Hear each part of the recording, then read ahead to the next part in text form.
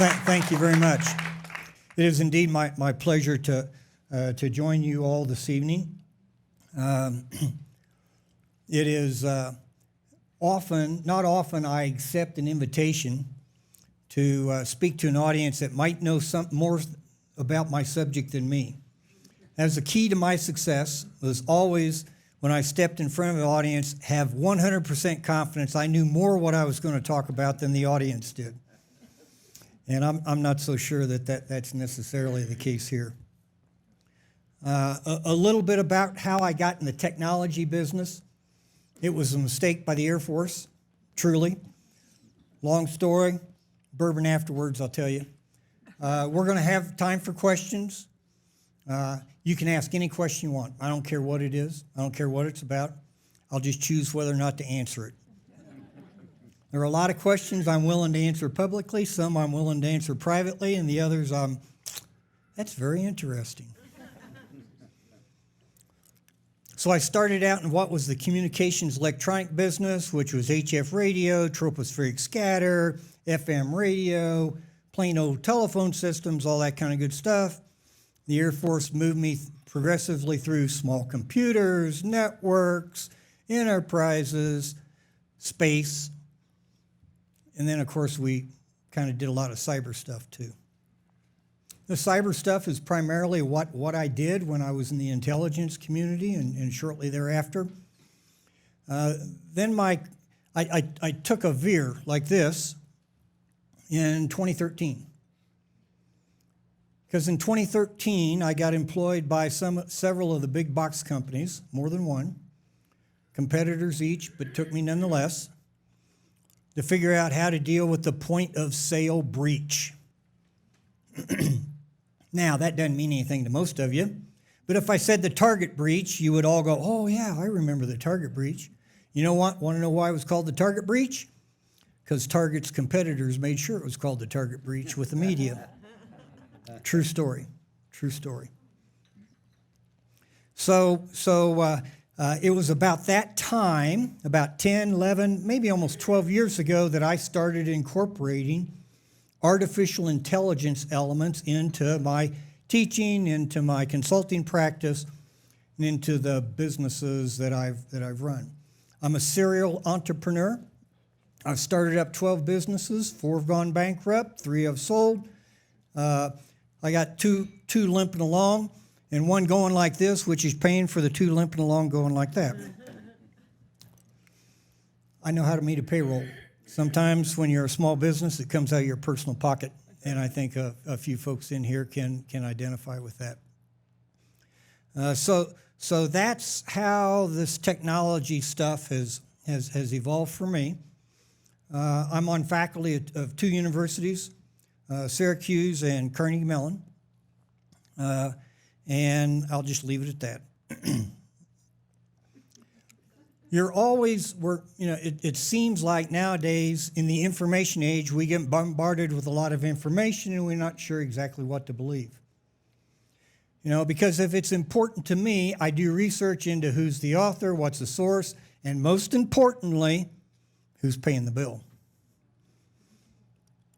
And we'll talk about AI bias. I don't think there's any such thing, but we'll talk about it anyway, just because you hear about it. We'll talk about a lot of things you hear about that I don't believe in, but because you hear about them, I think we need to talk about them, right? And oh, by the way, why don't you believe in them? We'll see how good I am at persuading anybody to challenge your thinking about how you approach this element of technology, which everywhere we turn around, we're hearing about it, right? One other warning, I wouldn't stand too close to me. I do have one of them watches, and I think the FBI spies on me, and if you're close to me, they're going to spy on you, so just be advised, okay? Here's where I get in trouble with technical audiences, and I hope that if any of you are in the technology business, you're not offended by what I'm about to talk about, the basics of AI. I get booed off the stage because I break down AI so simply that the technologists say, hey, you make it sound like we don't do anything hard. Okay. And your point? Doesn't matter what kind of business you're in. Doesn't matter what kind of skill you got. Doesn't matter what kind of talent you have. There is a precision to everything to be good.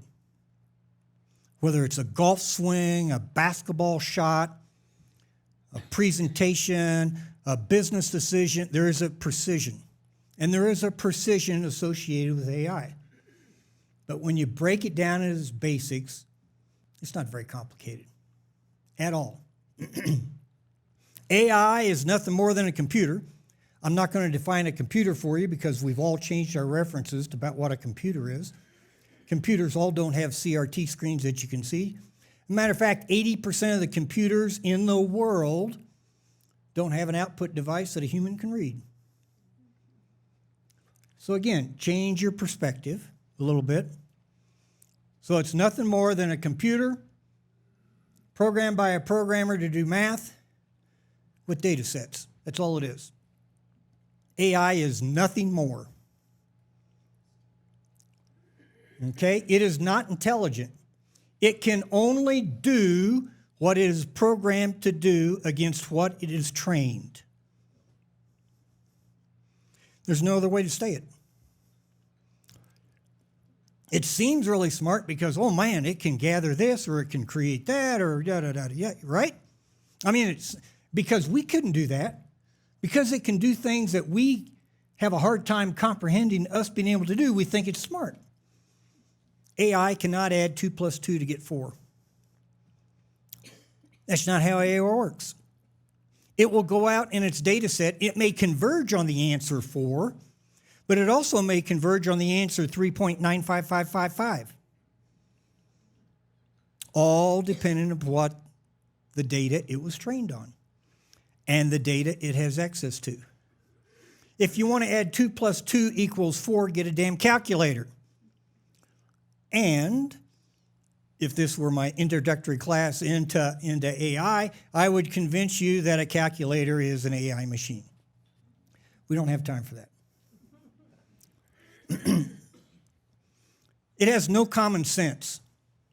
Oh, by the way, if you can't read all this, don't worry about it. The only thing's important is what I say, not what's on the screen. And if you believe, no, never mind. It has no common sense. It cannot discern the difference between father, the noun, and father, the verb. The business about nuances is beyond it at this point in time. We were talking at dinner about the element of language translators, which are really, really handy. Useless with dialects. And again, can't differentiate nuances between I'm using it in a casual sense or a proper sense. They're continually improving. Will that change? It may have changed by the time I started talking to all you guys. As a matter of fact, I finalized this presentation on Sunday, and I bet it's out of date already. Because in the business of AI, we talk about connecting things over and over and over, creating new connections, new thought about connections, et cetera, et cetera. But don't think it's something magic. It truly isn't. Just like there's no such thing as a cyber attack. It's just something we made up 40 years ago to make ourselves seem important. And yet, all you guys adopted it. Oh, God, I can't believe you. It's nothing more than software telling other software what to do. That's all it is. You know, I'm going into the 4-star, said, you know, we got a problem. We got folks infiltrating our network and all that kind of good stuff. Boss, we got a software engineering problem. Think he's going to get excited about a software engineering problem? But instead, if you go in with your hair on fire, we've been attacked! You get the point. So, I'm going to talk about all kinds of things AI, give you some perspective to think about. I'm not going to try and tell you what to think, though. You only got 2 more slides, this slide and one other slide when it comes to the basics. You hear all kinds of elements about, you know, Gen AI, conversational AI, You put any kind of acronym in front of an AI, and it's a marketing scheme by somebody else to convince you that they're differentiated from everybody else that wants to talk about AI. That's most of it. And when you peel back those definitions and leave all of those adjectives and clarifiers off, it's AI. A computer programmed to do math by a programmer against a data set. Now, can you see why the technical folks don't like how I approach this subject? So, methodology, and again, these are words that you hear about AI. I'll move you so that you can. Okay, then I'll stand. and again, this is how AI works. It doesn't add 2 plus 2. It looks for a correlation, or it looks for one of those things. The business about creating an AI picture does one of those methodologies. The business about creating content, the business about sorting through, that's all it is. Those are mathematical algorithms which can be expressed in, x plus y equals z times 2, square root of 4, you got the idea. Okay, I'll spend a little bit more time evaluating about where we are at AI today. Talk about some of the terminology, talk about how I think you might look at it in the future versus how you may have looked at it in the past. There are 4 primary drivers in the AI business. Okay? One thing you need to know, I use a lot of 4-letter words in this presentation. And the most common 4-letter word I use is data. Without data, AI does not exist. Without data, AI does not exist. It needs 2 types of data. It needs data to be trained on how to deal with data, and it needs data sets to deal. Pure and simple. There's not an AI function methodology or whatever that doesn't follow. Now, can you see why the technology guys don't like how I talk? Computing power, the element about how fast things process. How many have heard of Moore's Law? Okay, don't raise your hands now. How many think Moore's Law is still applicable? It's not been applicable since 2012. And it's because it's the element of, doubling the, you can say it in any number of ways, doubling the processors, doubling the memory. That's not happened since 2012 because that's when the processors, the Intel chips, approached atomic scale. It was 2012. So computing's changed an awful lot, and I'll give you a flavor for how AI's changed from when I taught it 6 years ago to how I teach it today. Talent, that ought to be self-explanatory. I'll tell you it's not. And when I get to the corporation business thing, I'll go into that a little bit more in detail. And then how willing are you to accept its existence, its presence, its outputs, whatever. Okay, I'll give you an easy one that most of us who are involved in business are still, in the public of, communicating with folks and things like that. Before Corona,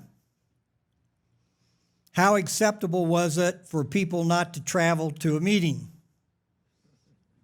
After Corona, it became a lot more acceptable, didn't it? I only had Corona 12 times. Every time I didn't want to get on an airplane and fly, I think I got it.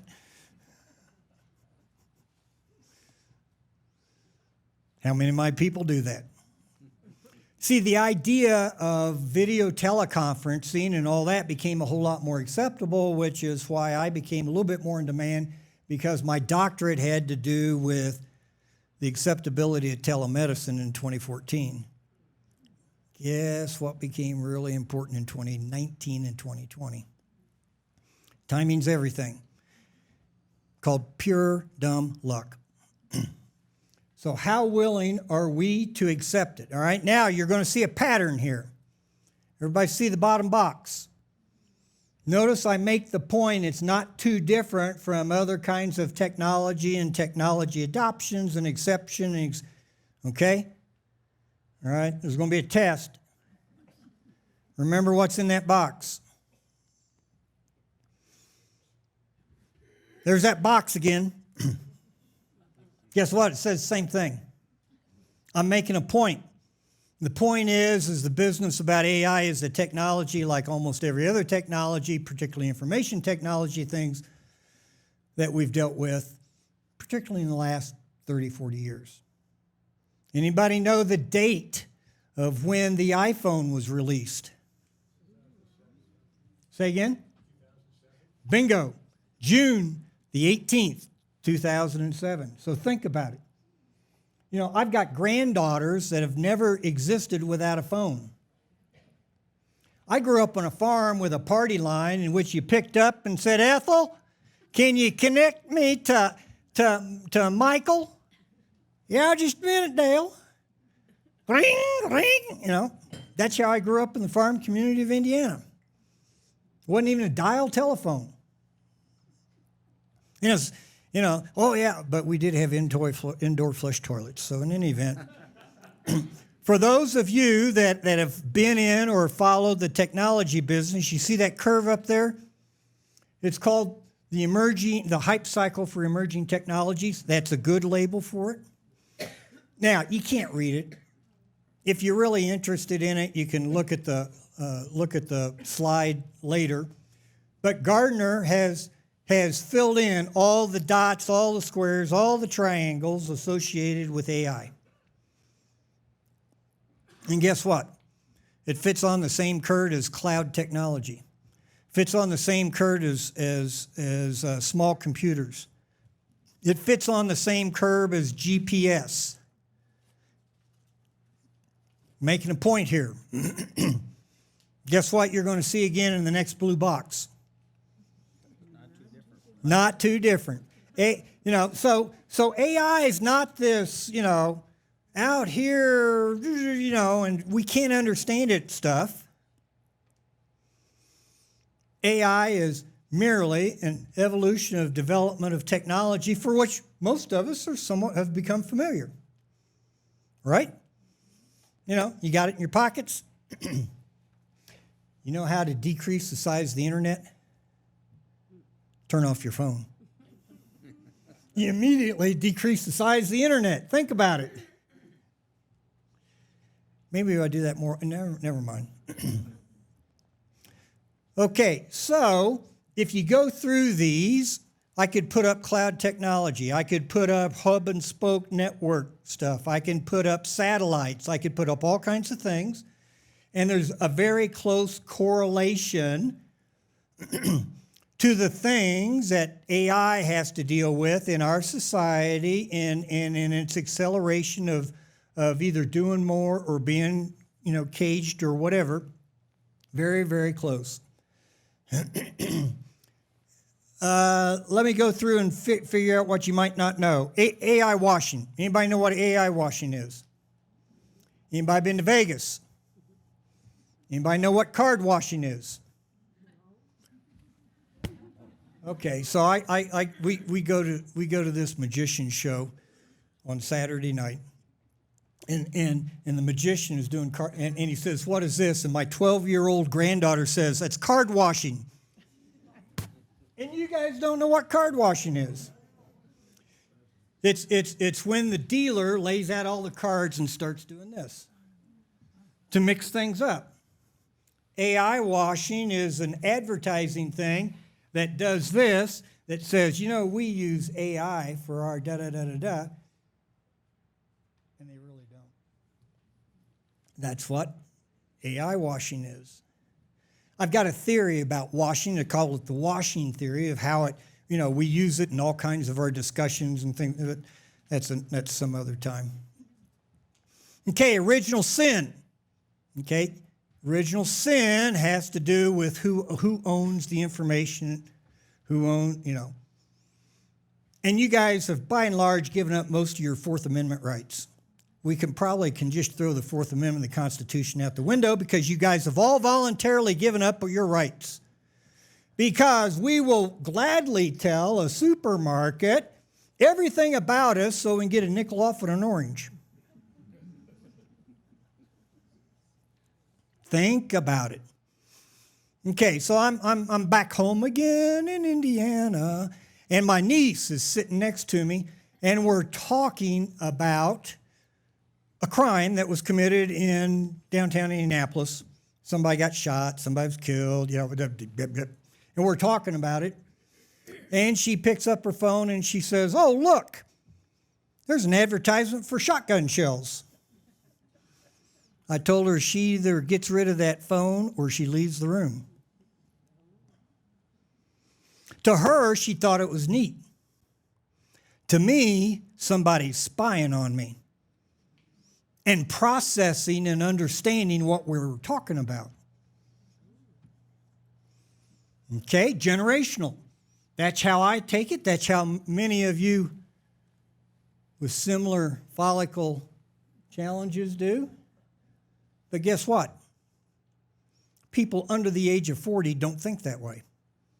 It's neat or it's convenient, and they don't care that they've given up, everything about their life that somebody can exploit at some period of time. Ergo, where do you think all the identity theft comes from? That's something different we can talk about. Okay. Everybody know what a deep fake is? Okay, deep fake is something you can't track. Okay, so A begets B begets C, right? You follow that, right? A begets C, but we don't tell you about B. That's what a deep fake is. Okay, so when you hear that, most of that is marketing hype or some political stunt or whatever that we want to make it seem evil. But in AI, anything deep means that you see an input and an output and you don't see all the stuff that creates the things in the middle. That's what deep means in AI. Okay? Now that doesn't apply to the deep state of the United States government. But in any event, okay, let me see. Where have I seen this before? Okay, I got that from Rand. Rand is, I don't consider them, but they are often considered one of the best research elements in the country. I don't believe that, but nonetheless, I found that the study that they did for this, guess what it did? It paralleled exactly to the cloud technology introduction studies. It patterned exactly to the enterprise SaaS introduction study. So there must be something to this element about why tech projects fail are the same reasons why AA projects fail. And I'll touch on this again when we talk about business. This is something you don't hear talked about. AI is not free. So somebody hires me to come talk to them. Usually it's a board of directors. And we ended up doing this and all kinds of other technology. Okay, you're the expert on AI. First of all, don't call me an expert. I don't believe such a thing exists. Another talk. At your bar talk. We want to do AI because our competitors are doing AI. Okay? My first question is, remember I said 2 sentences and they kicked me out. My first question is, what's your IT budget? Well, our IT budget is, so many millions of dollars. I said, are you prepared to double it? What are you talking about? I said, well, if you want to implement AI, it's going to cost double your IT budget to implement it. Well, I can get a ChatGPT license for $11.95 a month. Yeah, but will it help your business? The answer is no. ChatGPT is nothing more than a next word predictor. That's all it is, a next word predictor. Think about that for a little bit. AI is not free. AI has significant costs. AI will triple the amount of power consumption that your company has. Why? Because of the computing requirement requires more electricity. The computers that you got, the laptop, whatever, that sits on everybody's desk ain't going to handle AI tools and methodologies. Oh, they'll handle a ChatGPT question, but are they going to handle your business? The answer is no. It has a huge cost. Okay? I don't have a slide for it because I took it out because it had other stuff on it, wasn't germane. But just like every other IT technology, 80% of AI projects in corporate America fail. Just like every other IT project. In the government, the percentage is higher because we're more incompetent. But in any event, okay, 4 years ago, this is how I taught AI at Carnegie Mellon. This is my topology, my brilliance, just spilled out on the page there for you all to see. You may not know what all the abbreviations mean, doesn't matter. You have to take my course to find out what they mean. But we're going to talk about RPA, Remote Process Automation. How do you think we solve the point of sale issues with all the big box companies in 2013 and 2014? The answer is RPA, Remote Process Automation. We only did 3 things to fix that problem. The first was we instituted dual factor authentication. The second was we got all the big box stores to update their software, as in patch it. Everybody know what a patch is? Fixes bugs and all that. You got to ruthlessly patch. And the third thing is we segmented the data. That's all we did. All of your retail business is based upon those 3 cybersecurity principles. Those would not have been possible without RPA. I don't know what the current state is because, countries are trying to get us out of cash so that they can track us better. But back then, the credit card companies processed 4 billion transactions a second. I don't know what it is today. I just know that when I worked the problem, it was 4 billion a second. How many people would you have to employ to look at each transaction to do 4 billion a second? Wouldn't happen. AI is how we solve that problem. Remote process automation. If you're really interested in this business, I used to sell it to, and you paid taxpayer money for me to sell it to you, but in any event, it's something that you might want to look at. Okay? But what's changed? You think anything's changed in the last 4 years? Absolutely. The biggest changes are highlighted in yellow. Why do you use AI? You do it for scale and speed primarily. And you know what? A robot doesn't need to take a cigarette break, go to the bathroom, or pick their kid up from school. The reason RPA worked was those are basically robots that work 24/7 and just needed to be updated and maintained every so often. That's how you handle scale. Okay, plain language, you kind of got that. We go down through those. I mean, those are some just gee whiz kinds of things.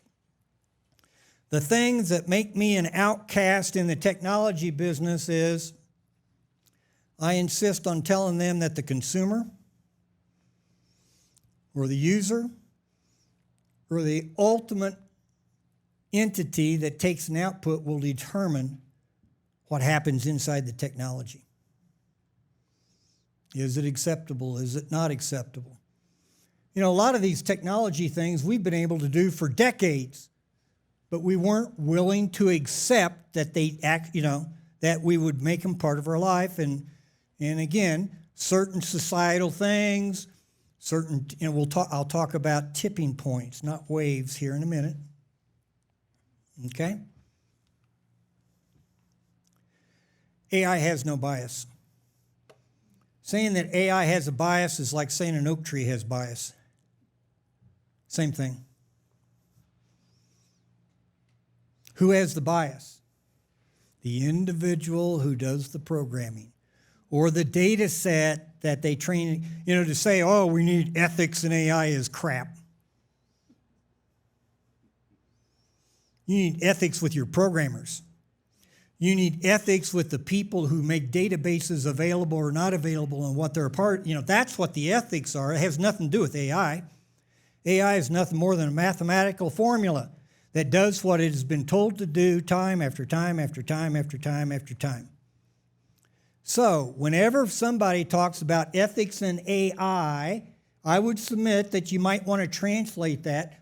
The people who are developing or using AI are where the ethics belong, because ethics have to do with people. Remember, AI has no conscience, no common sense. Okay, so anybody that stands up and authoritatively tells you, oh, we need a regulation, and if you want to get a hint about what kind of regulations come our way, look at the EU. They seem to be in front of us in creating technology regulations. Notice I said in front of us, not ahead of us. Not sure I agree with all that, but in any event, you gotta be careful about what's the source of what you get your information. I taught.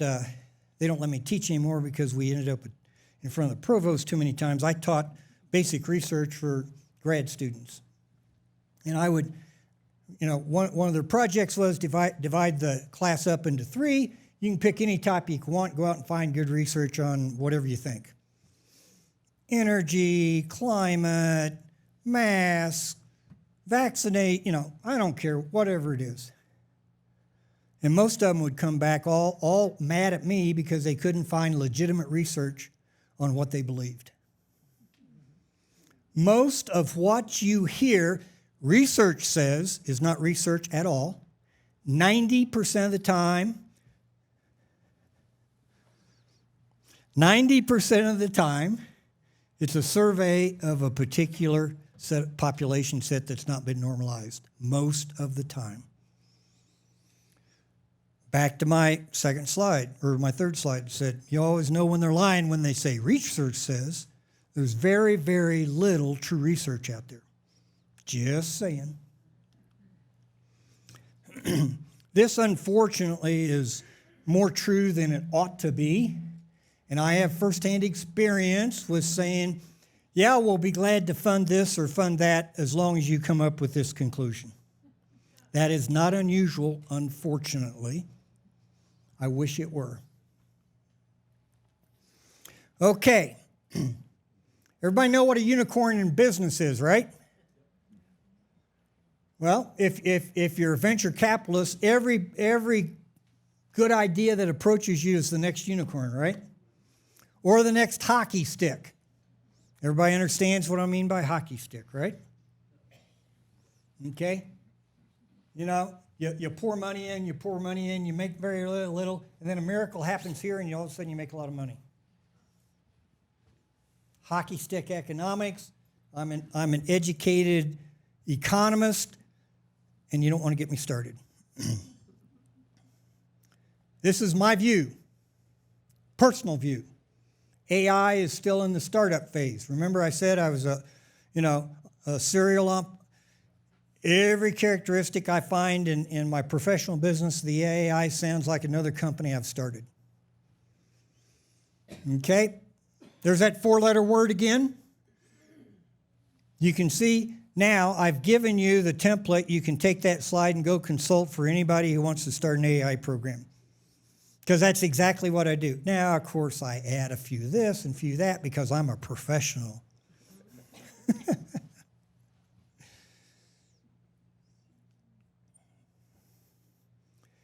This, I believe, is the pacing factor for all technology. It is the pacing factor for AI. What is the rate of acceptance?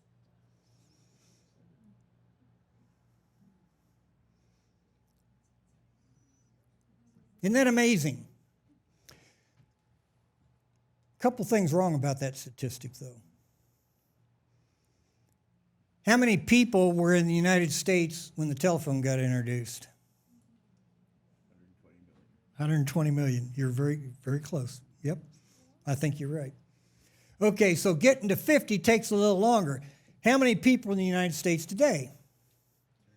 300 and some odd million, right? Somebody needs to change our frame of reference.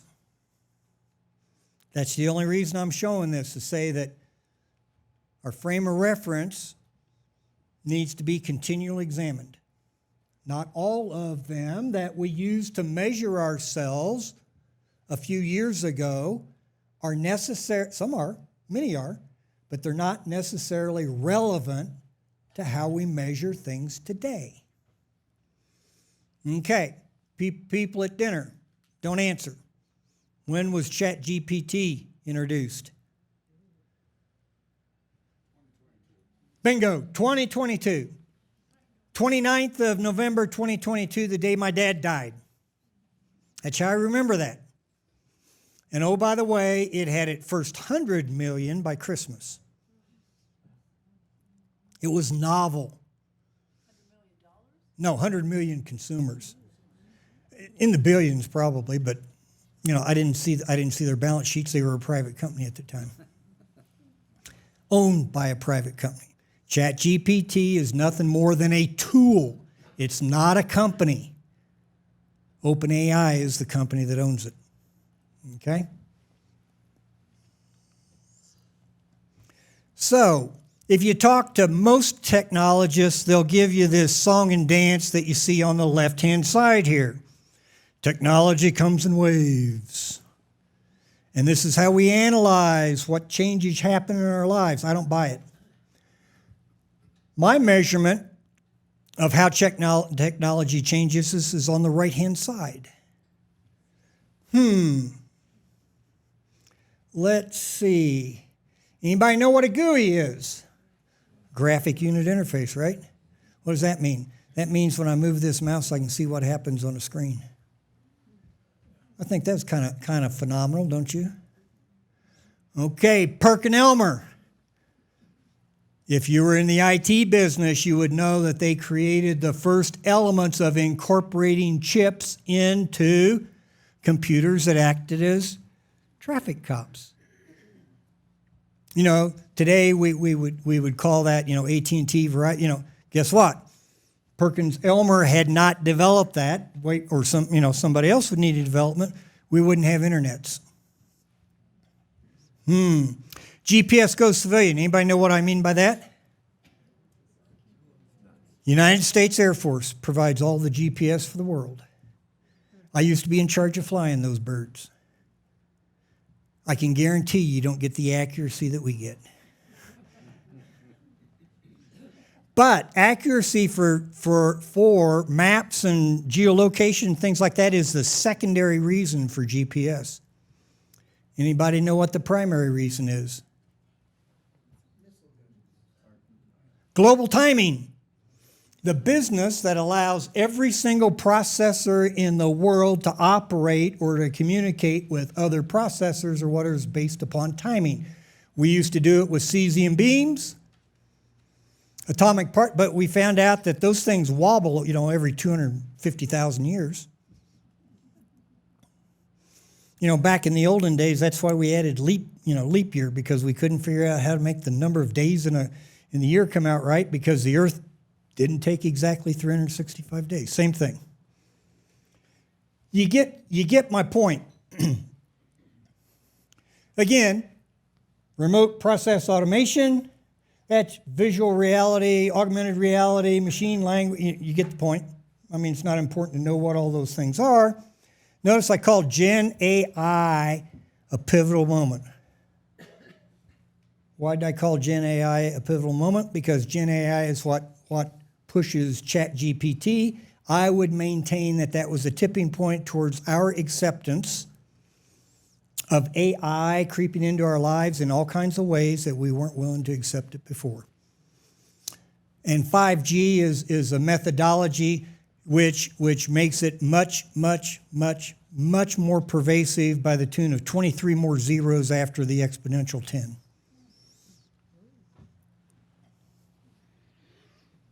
Okay, again, McKinsey's, one of those folks that are supposedly respected or respectable. I argue with them all the time. This is what they foresee in the technology arena. That's all nice. But how does it manifest itself in our lives?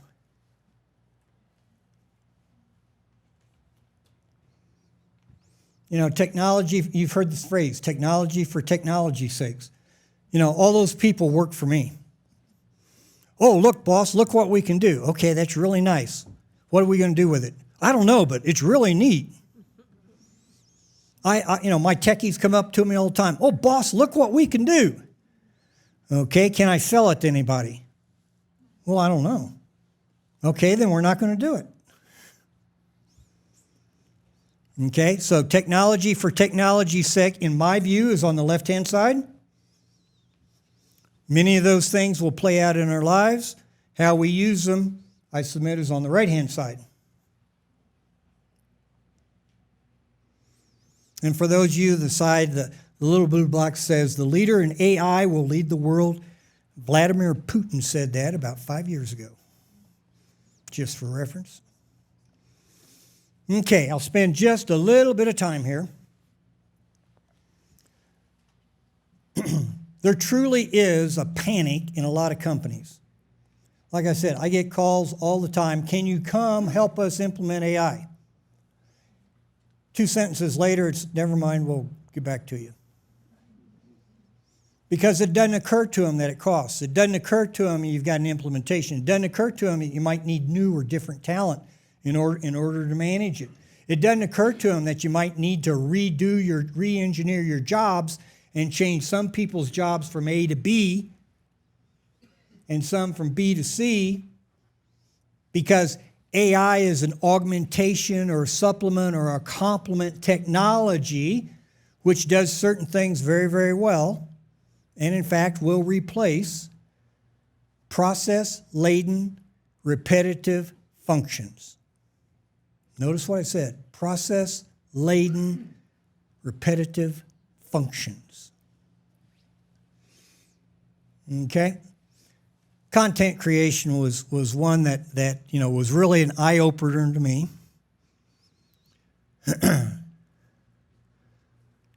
Anybody got any idea what the single largest video game in the world is, or who makes it?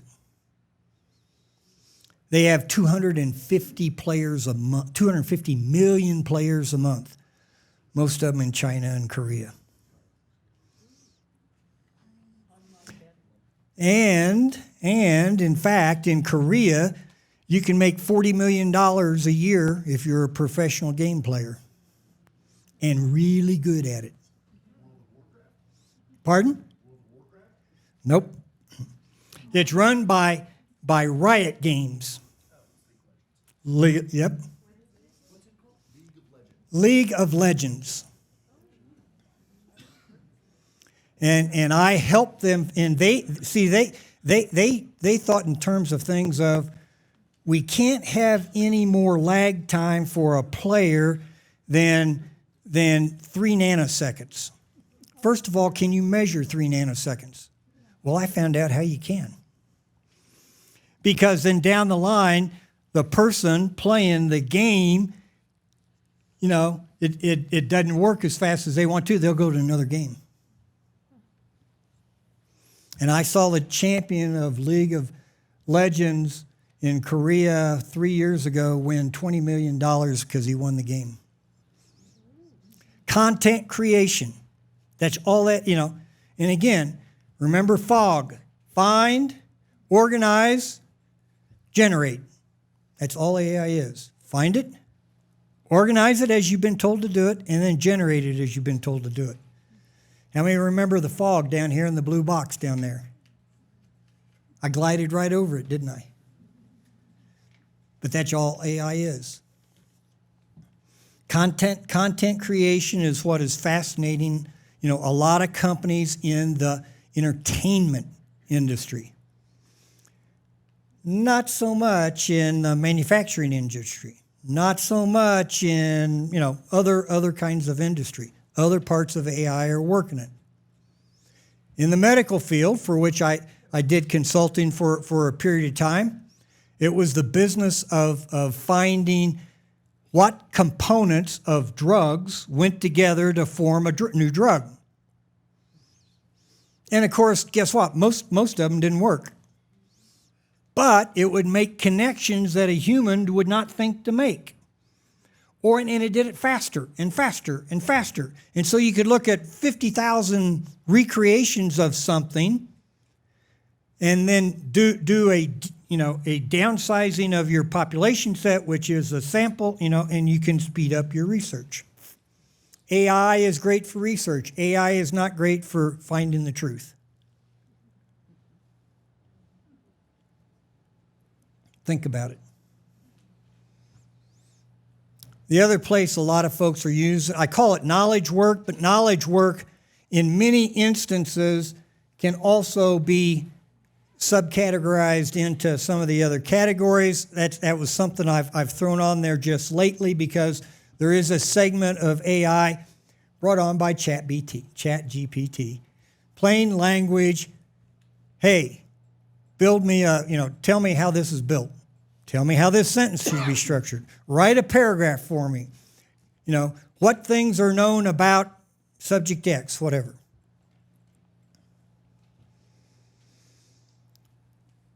But I see the hype.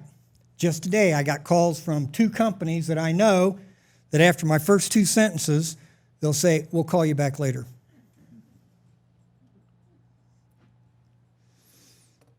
Okay, last slide. And then we'll open it up for questions. Okay? All right, everybody raise your hand. Okay, everybody put them down. Okay, now you've all been trained in how to ask a question. Does anybody need to be retrained?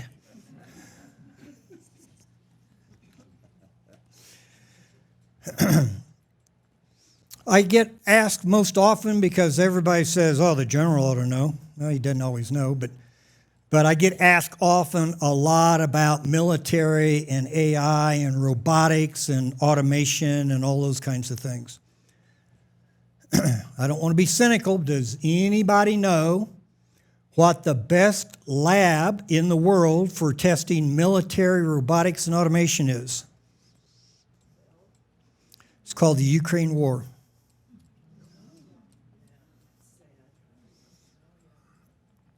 There are many entities around the world that says, I've got an idea, try this.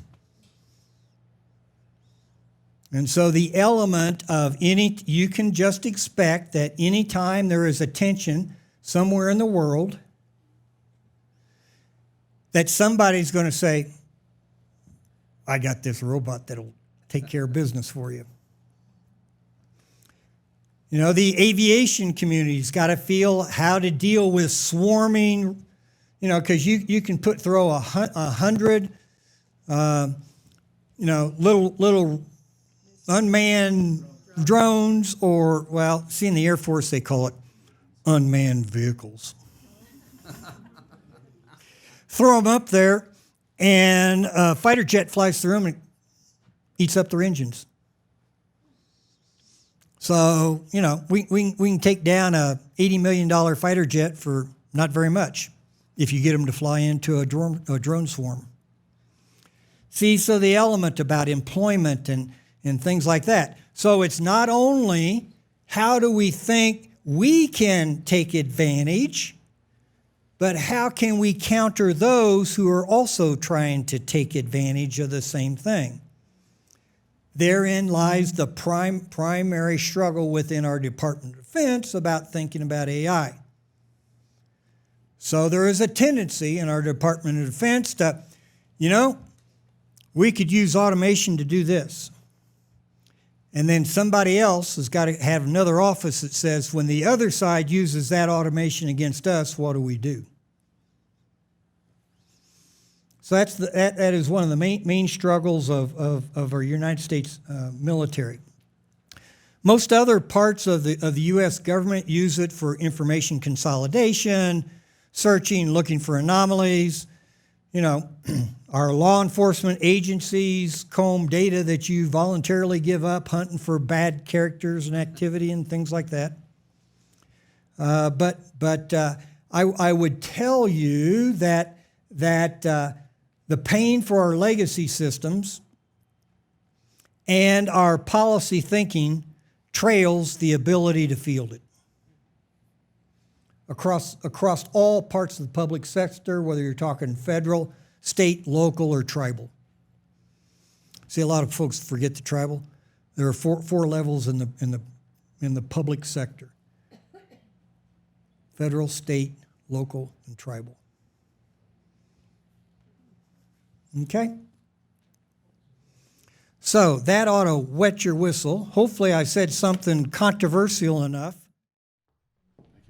Yes, sir. Thanks for speaking tonight, sir. It's been very, very informative. Good.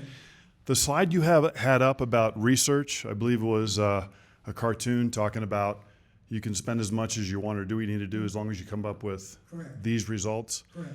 Can you talk a little bit about the public, particularly at the federal level, the relationship with the private sector, and if there's enough talent at the government level to ask the right questions and really get the best product to do things, especially in the interest of national defense? Excellent question. This is my personal view. I used to be able to attract great technical talent in the United States Air Force. As a matter of fact, when I talk about cyber attacks and how you counter them and things like that, we created the templates for how everybody did it. In fact, we started helping private companies, and the FBI showed up on our front door and said, "We need to advise you of your rights." So there is a line, you know.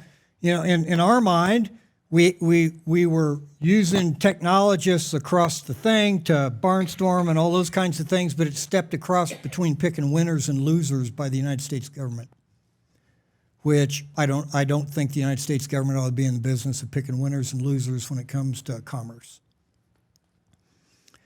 I would also tell you that in hiring all those folks, my retention was very low.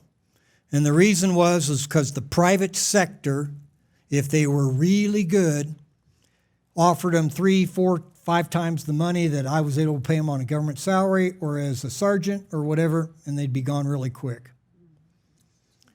That problem has not changed with our government. And so many times, and this happens in business too, you get somebody technically savvy in the business, but they can't make the leap from being a technologist to being a manager. And so you have a disconnect between those making decisions being able to understand the impact of what their decisions carry, and I find that our government has that issue on many things. Did I answer your question? This side. So what do you think about the future of computers getting programmed to program themselves and start like going, I mean, the Terminator thing where they go rogue? Yeah. Okay, so he's talking about a concept that in technology is called singularity. Okay, look up singularity. Yeah. And I've gotten in trouble because I published something that one of my fellow whatevers, never mind, I can't talk about it. In any event, he's talking about the business of when there is a disconnect between what the programmer programs the math to do, the computer decides it'll do on. That's called singularity. Do I think that will happen? In the basic sense, it'll never happen. But we'll learn how to program a computer to do that.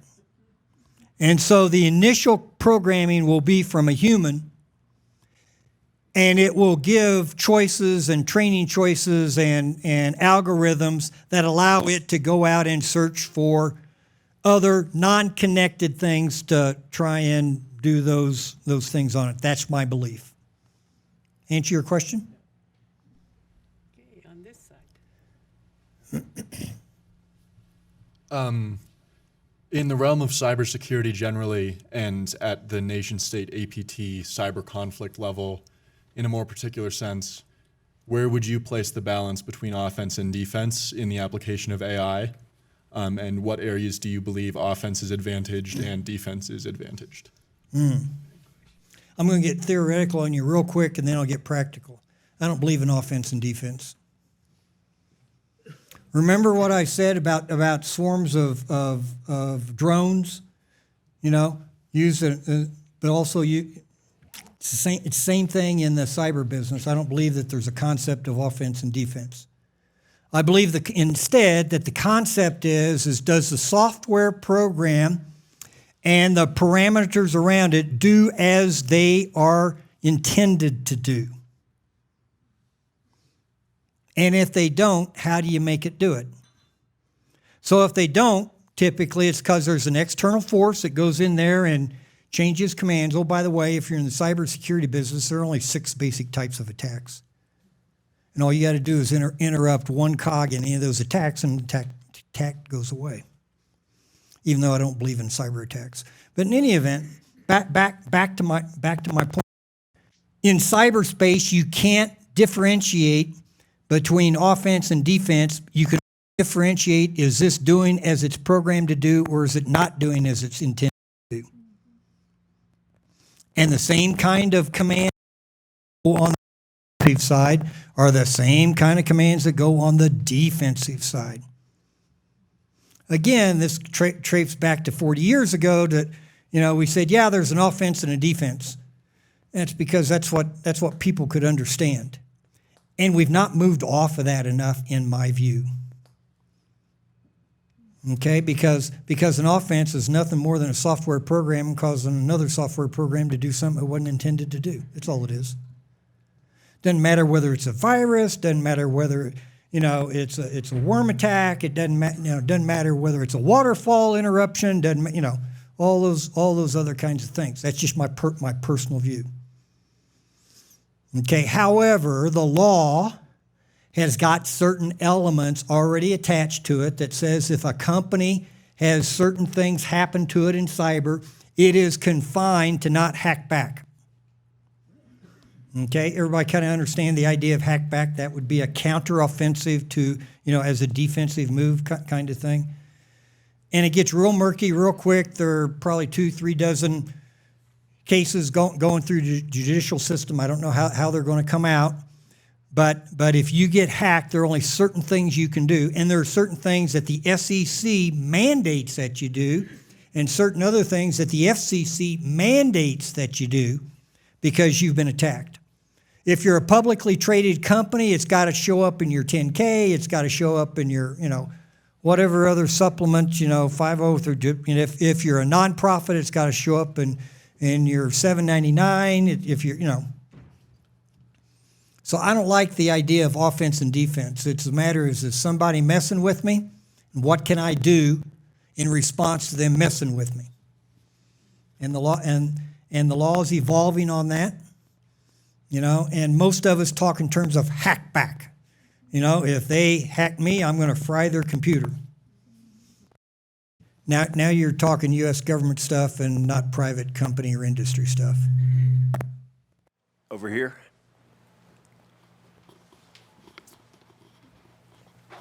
Dale, like I said, I'm trying to limit our time here. you talked about regulation and Yes, sir. Share some of your thoughts about, I know Europe and the United States have started talking about the need for better regulation of AI. What are the issues and challenges of governments trying to do that? Yeah, that's an excellent question. We can debate on it for hours, and every day I wake up, I have a different thought. I'm a small government guy, really small government guy. But even I believe that there are rules of the road that need to be in the IT cyber business. You know, the business about what, you know, I think that most of the data collection that currently happens in the United States ought to be outlawed. But we won't do it because it's too convenient. And besides, we've all been had. Like I said, you gave up your privacy to get a nickel off at an orange in a grocery store. See, that has value. It has a lot of value. Matter of fact, it has a fundamental infrastructure value to the entire media, you know, technology, big tech sector. And they built that up at a time when none of us really understood that they were collecting our personal data. Okay, I don't know how you walk that dog back. But people ought to realize that when you know, enter something on your phone or whatever, you're letting potentially thousands of other entities know what your phone number is, your age, what you had for dinner, you know, how many times you go to the bathroom, what do you buy? And I don't know how you walk that dog back, but I think we need to start walking that dog back about indiscriminate collection of individuals' information.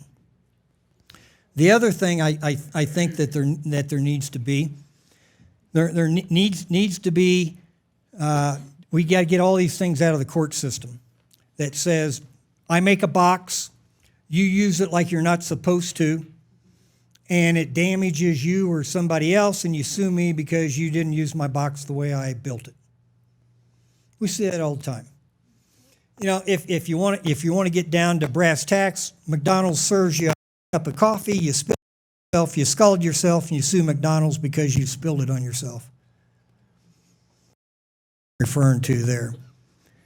We need to make some inroads in that. You know, you got to figure out what to start. Think big, start small, scale fast.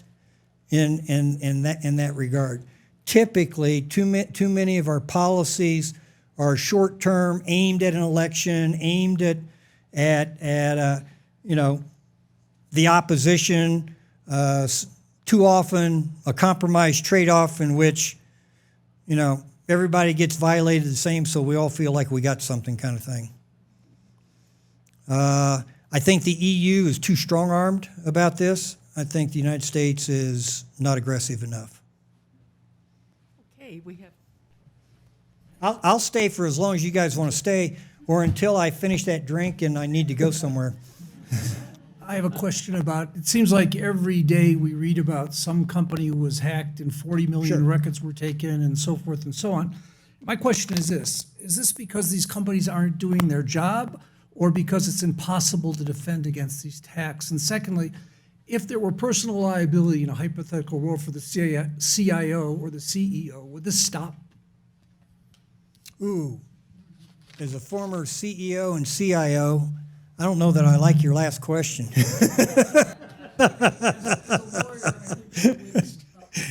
It would have an effect, but again, what can you control? What can you affect? Okay, so his basic question is: are we incompetent? Okay, let me ask this: you have a house, right? You got a car, right? You have locks on your house. Okay, you feel that it's good safety precaution for you to lock your house, right? To lock your car, right? Is it impenetrable? No. Okay. Do you think anything in life is impenetrable? I don't either. However, let's dissect this out a little bit here. Okay, 40 million records were stolen. How many of those 40 million records are usable? Okay, remember how I said we took care of the point of sale things? We segmented, you know what I mean, the data. You know, we divided it up. So I've got all these addresses. So I got 20 million addresses. I don't know who they go to. I got 20 million names. I don't know who they go to. Okay, so the fact that somebody says that they were hacked and a whole bunch of records were exposed is a matter of SEC compliance. That's why you have to hear about it. and they have to report it in their annual, and they have to, all that kind of, and they have to notify, you know the routine. That doesn't mean that you're necessarily compromised. You could be, you may not. Okay, so how do most compromises happen? I don't believe there are hacks anyway. That's another lecture. But how are 90% of the compromises happen? They happen because a person does something that allows somebody else to record it or receive it or whatever. You click on an email that's got a hidden load behind it, and it infects your computer, and then it can read everything that happened, every keystroke that happens on your computer, and you don't even know it. Hacks are not, the reason I say there's no such thing as a hack, they're not breaking and entering. See, in my idea, breaking and entering is I'm going to burst through the door and I'm going to enter illegally. When we think of hacks, that's what most of us think. They've broken through the door and they've entered illegally. No. Most of the security programs don't allow you to do that. It's far easier to get Susie or Johnny or whatever to click on something or to go to a website and for me to download a load in that all of a sudden how do you think the Target got breached in 2013? It was an HVAC guy. And he didn't intend to do it. But he visited a site, downloaded, and then worked in and controlled all the point of sale. And oh, by the way, all the partners that Target had, and it affected Walmart, it affected Nordstrom's, it affected Home Depot, it affected Lowe's. That's why I call it the point of sale. You all know it as the Target breach because its competitors made sure you knew it as the Target breach. So they're not incompetent. Some of them are. Your United States government is probably one of the most incompetent by and large across the board. How you determine how incompetent they are, in my view, is how long somebody enters, starts exporting information before the host figures it out. If you're in the entertainment business, the gambling business, the gaming business, you know it in a matter of seconds, maybe even microseconds, depending upon what it is. If you're a bank, you know it pretty quick. If you're the United States government, 18 months later, oh, we had a breach. And I don't mean to make light of that. I was in the United States government and had trouble, doing those kinds of things. And again, a lot of it is that we have a lot of legacy systems, and the age-old thing is how much do you want to increase their budget to buy new? Okay, a well-run company that uses technology will probably do 65, maybe 70% on maintaining current operating systems and 30% on investing on the next new. United States government, that's 90-10. Most companies, it's probably 85-15. You ever look behind the counter at those printers at the airport that the airlines use? They're dot matrix printers. Yeah. I'm going to take the privilege of asking the last question with the time going by. But I'm going to ask you to put on your Major General retired hat. I don't even know I had one. Go ahead. You had made reference of past being prologue, and we all kind of look at the Spanish Revolution as being prologue, testing ground for World War II. Sure. What do you think? World War I. Spanish Revolution? Spanish-American War. Spanish Revolution. I'm with you. 1937. 1937. Yeah. Yep. And it disavowed the business of trench warfare is what it did. And test grounds of new weapons. Yep. Ukraine and what's happening in the Middle East, is that prologue for something? Maybe. Okay, let me give, This is a very astute audience, and you've got great experience. And matter of fact, I'm in awe of the experience of some of you. Let me turn the question down to a nuclear strategy. Okay, the Cold War was predicated upon mutual assured destruction, right? We got enough, they got enough. It was enough to keep entities, countries at bay, to not use nukes ever since the last time was August 7th, 1945. August the 9th, excuse me. Okay, so we got new weapons. And the idea of the Cold War was that nuke weapons counteracted nuke weapons, right? So, talking the Ukraine war, or the element in the Middle East, if I take out your nuclear capability with a non-nuclear capability, such as a cyber attack, nuclear, or some sort of laser weapon, non-nuclear, or some sort of just leave other kind of weapon, non-nuclear, would that precipitate a nuclear response? We don't know. I don't listen to what people say. Politicians. I don't listen to what any politician says. It's mostly irrelevant. So, the element is the past prologue, all right? So, if I shoot you and you shoot at me, what if I do a cyber something that disables you? You've got a pacemaker and I disable your pacemaker with cyber and I don't shoot you. Non-lethal means with lethal consequences. See, we've not really thought through that as to what the past is prologue.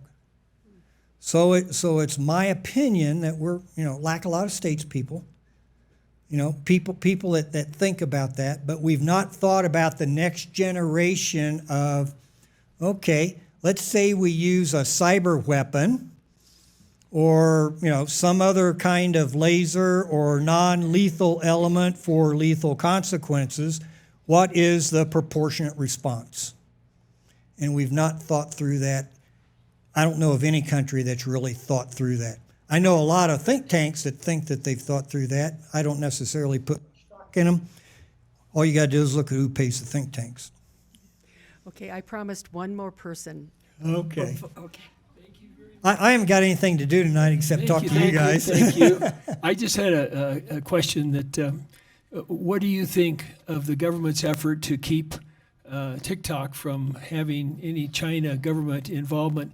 And let me just go back to your suing for hot coffee. I'm an attorney, and I know about assumption of risk and that would be a defense. But if there is, on the counterbalance, an argument that it was a defective product or something where the fault lay, you're looking at where does the fault lie. Yeah. Now, with respect to the TikTok, it would seem to me like we assume the risk by going on to TikTok.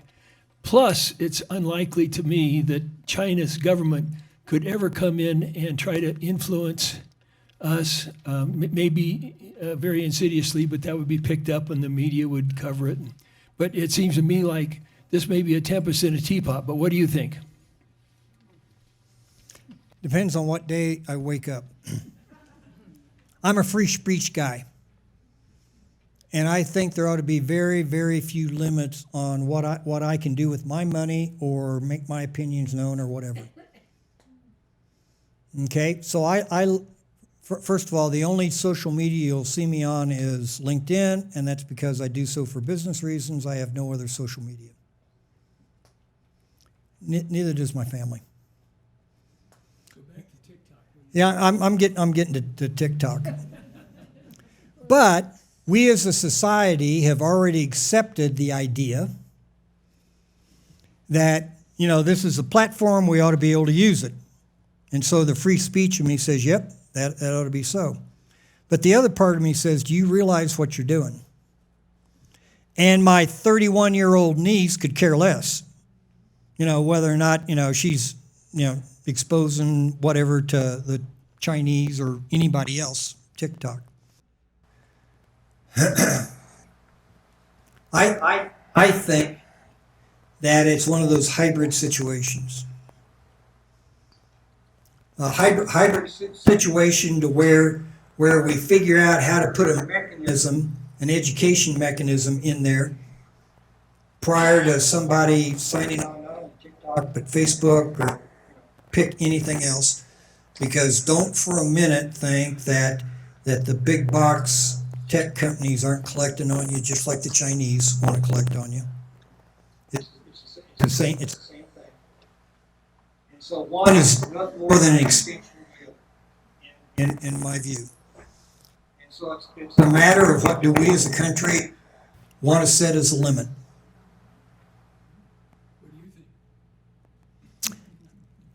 I'm a free speech person, and if you want to smoke a cigarette that doesn't harm me, and the fact that it kills you early doesn't bother me in the least. You shouldn't be allowed to get certain kinds of insurance as a result. Or if you want to ride a car and not wear a seatbelt, doesn't bother me. But then there are limits, there are consequences to whatever your decision is. I don't know what it is, but there is a little bit of a destructive gene in all of humankind that says, damn the consequences, I'm going to do it anyway. I think we've all kind of done that. Most of them are non-consequential, by the way. You're talking about something that's consequential. I don't see TikTok as being any different than Facebook, any different than whatever. It's just a matter of who the information's going to, and they're all unauthorized to have it. That's my personal opinion. Well, I would like to thank both of you, Dr. MeyerRose and General Retired MeyerRose.